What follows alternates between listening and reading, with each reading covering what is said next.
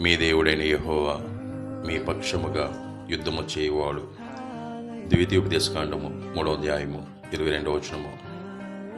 యెహోవా, మేము నీ కొరకు కనిపెట్టుచున్నాము, నీ కృప మా మీద నుండునుగాక.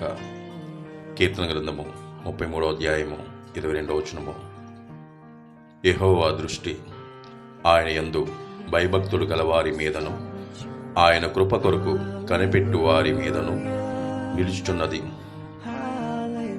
కీర్తన గ్రంథము 33వ అధ్యాయము 19వ వచనము.